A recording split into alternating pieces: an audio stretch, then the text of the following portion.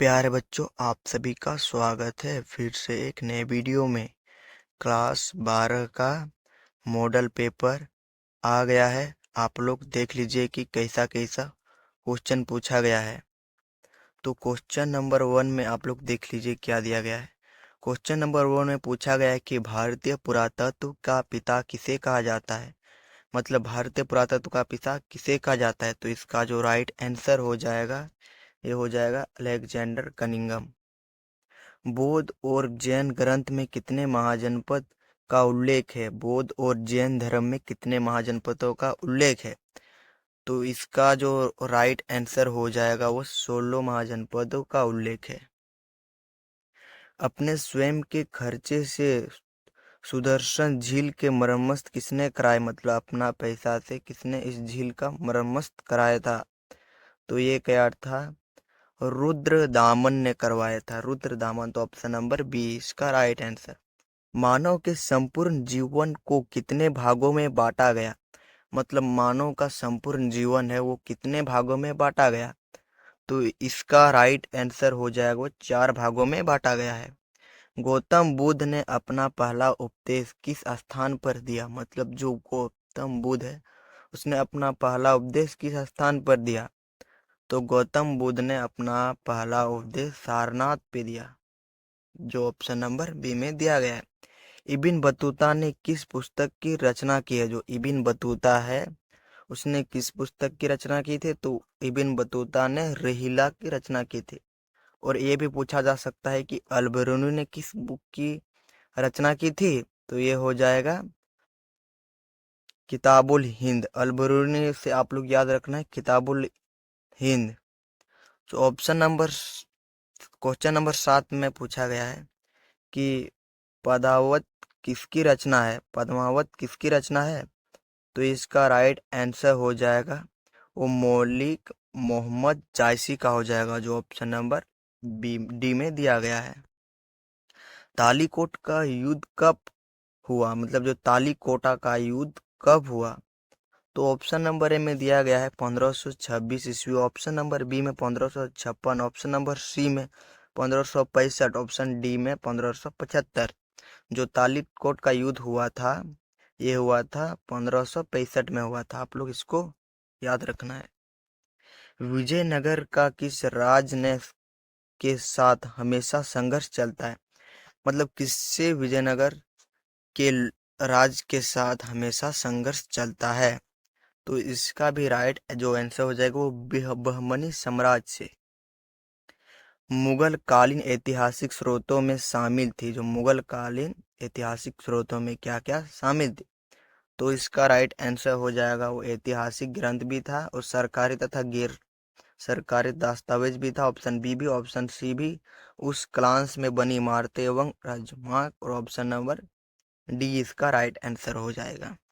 अकबर ने यात्रा को कब समाप्त कर दिया। मतलब तीर्थ यात्रा को कब समाप्त कर दिया। तो इसका राइट आंसर हो जाएगा, ये आप लोग कमेंट में जरूर बताइए। बता चुका हूँ ये क्वेश्चन को, इसलिए आप लोग इसमें कमेंट में जरूर बताएं। संथाल विद्रोह कब हुआ था। जो संथाल विद्रोह था तो इसका जो आंसर जो दिया गया है वो गलत दिया गया है। इसका जो आंसर हो जाएगा वो 1855 इसका राइट आंसर हो जाएगा। 1857 के विद्रोह में बिहार का नेतृत्व किसने किया था। तो बिहार में तो ये हो जाएगा वीर कुंवर सिंह इसका राइट आंसर हो जाएगा। सहायक संधि का व्यवस्था किसने की। जो सहायक संधि है उसकी व्यवस्था किसने की थी। तो इसका राइट आंसर हो जाएगा वो लॉर्ड वेलजली ने किया था। लॉर्ड वेलजली इसका राइट आंसर। संविधान सभा के संचालन समिति के अध्यक्ष कौन थे। तो इसका भी राइट जो आंसर हो जाएगा डॉक्टर राजेंद्र प्रसाद इसका राइट आंसर हो जाएगा। कलकत्ता में सर्वोच्च न्यायालय की स्थापना कब हुई की गई थी। मतलब कलकत्ता में सर्वोच्च न्यायालय की स्थापना कब की गई थी। तो इसका राइट आंसर होगा 1773 इसका राइट आंसर हो जाएगा। सविनय अवज्ञा आंदोलन का प्रारंभ किसने किया। तो इसका भी जो राइट आंसर होगा वो महात्मा गांधी ने किया था। कैबिनेट मिशन भारत कब आया था। तो कैबिनेट जो मिशन योजना था वो भारत कब इसमें लागू किया गया था। तो इसका जो राइट आंसर हो जाएगा वो मार्च 1946, इसका 100% राइट आंसर। मुस्लिम लीग की स्थापना कब और कहाँ हुई थी? जो मुस्लिम लीग की स्थापना हुई थी वो हुई थी, आपका आंसर बी हो जाएगा, 1906 ढाका में हुआ था।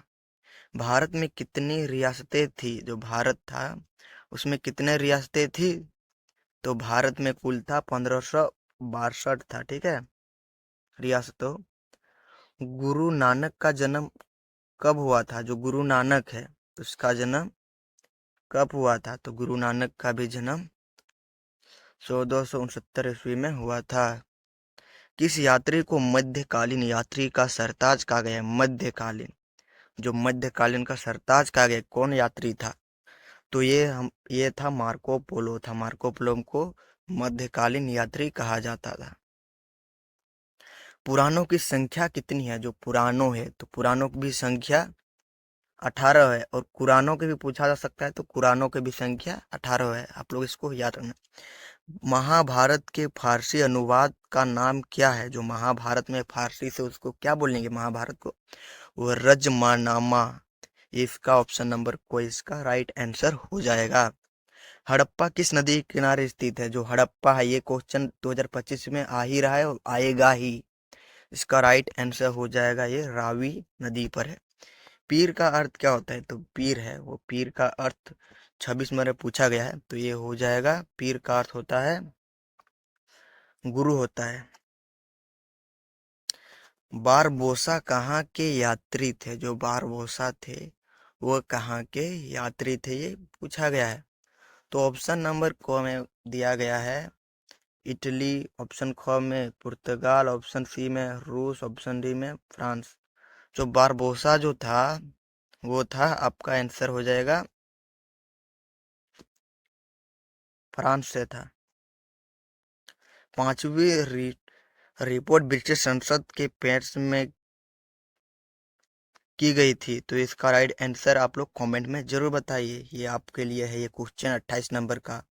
हड़प नीति किसने लागू की थी? जो हड़प नीति जो था वो किसने लागू किया था? तो ऑप्शन नंबर ए में दिया गया lord Dalhousie, option number B में lord Clive, option number C में दिया गया है lord Curzon, option number D में वारेन हेस्टिंग। तो इसका जो राइट जो आंसर हो जाएगा लॉर्ड डलहौजी, इसका 100% राइट उत्तर हो जाएगा। कोर्ट सेंट जॉर्ज की स्थापना कहाँ हुई थी? जो कोर्ट सेंट जॉर्ज है उसकी स्थापना कहाँ हुई थी? तो इसका जो राइट आंसर हो जाएगा वो हुआ था मद्रास में हुआ था। और आप लोग का सब्जेक्टिव क्वेश्चन आंसर का वीडियो चाहिए तो आप लोग कमेंट में जरूर बताएं। मैं आप लोगों के लिए बहुत ही अच्छे तरह से, बहुत ही आसान भाषा में आप लोगों के लिए सब्जेक्टिव लाऊंगा। इसलिए जय हिंद, वंदे मातरम। और यदि आप लोग नया हैं तो लाइक सब्सक्राइब जरूर करें। जय हिंद, वंदे मातरम।